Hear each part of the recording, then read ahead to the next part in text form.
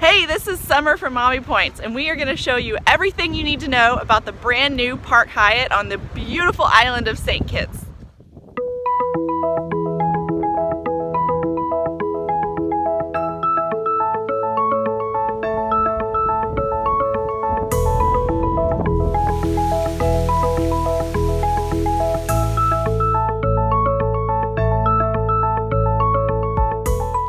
Park Hyatt St. Kitts can be really expensive with cash, so we used 30,000 Hyatt points per night for our room, and then globalist status lucked us into a suite, which has been happening because occupancy is pretty low at the resort. I will say you should check paid rates, because sometimes if you stack some promos with the 4th night free, you'll score some pretty decent deals.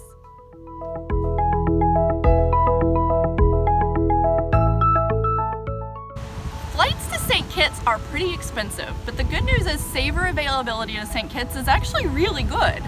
So not every airline has a ton of flight options here. There are daily flights on American from Miami, and you can book those for just 10,000 British Airways Avios each way.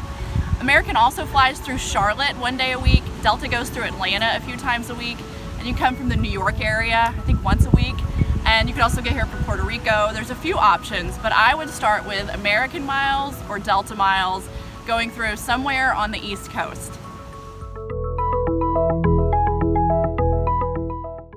The Park Hyatt St. Kitts is right on the beach, and it's a pretty quiet beach.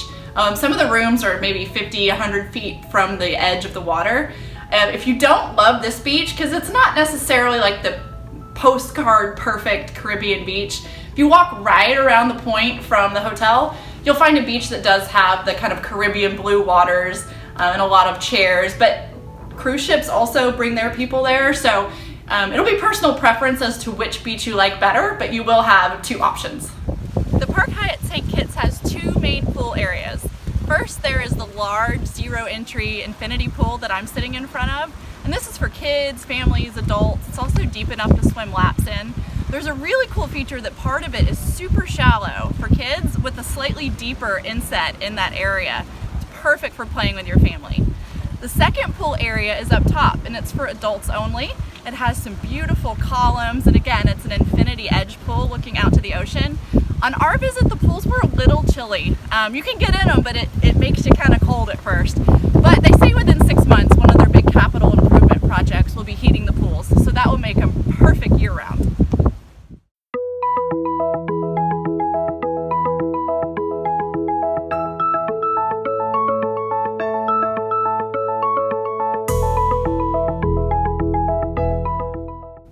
There are 3 on-site restaurants at the Park Hyatt. There is the Great House, which serves 3 meals a day. There is the Fisherman's Village, which is kind of outdoor dining, open for lunch and dinner. And then there is Stone Barn, which is adults only and only dinner, and you need to make reservations.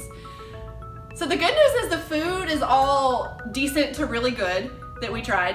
The bad news is it's really pricey. Breakfast for 2 is gonna easily be $100 if you get the buffet and you don't have it included because of status or your rate. And dinner is at least gonna be $100. It can easily be $200. If you start drinking, it's gonna be more than that. So food costs are a very real thing here, and there's no good way to really avoid them. You can minimize them by having a big breakfast, small lunch, and then just really doing dinner. You can walk around the point to some restaurants that are a little bit more expensive. There's even kind of huts there with jerk chicken and plantains from $15. But even at that, you're gonna hit $50 for lunch for 2 by the time the VAT and the service fees and the gratuity and the drinks are included. So food costs are very real here. So just choose menu items you're gonna enjoy and make that part of the experience. There aren't a lot of families at this property, at least outside of the big school breaks, but there are some kids. Now, whether or not you should bring your kids is gonna be a tough call. I think there are better properties suited for families. That said, kids can certainly have a good time here, especially kids that are small enough to be entertained just by having ocean and pools. There's also a really cool looking kids club for kids who are ages 3 to 12. It's $45 for a day, and there's 2 days a week that it goes later into the evening so that you can maybe do a dinner without the kids, and that's $50 a day if you do those days.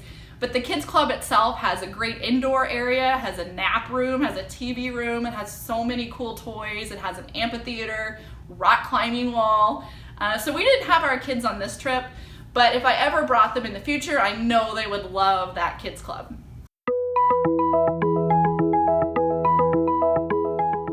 We had a very relaxing trip to a beautiful island and a gorgeous hotel. That said, the hotel isn't perfect yet. Sometimes service is about as good as it gets, and other times it's just spotty. I think it'll get better with time, but it is worth knowing since it's a top-tier Hyatt hotel that at times is charging top-tier rates. Our favorite thing we did while at the Park Hyatt St. Kitts was actually taking the ferry from the hotel's dock over to Nevis.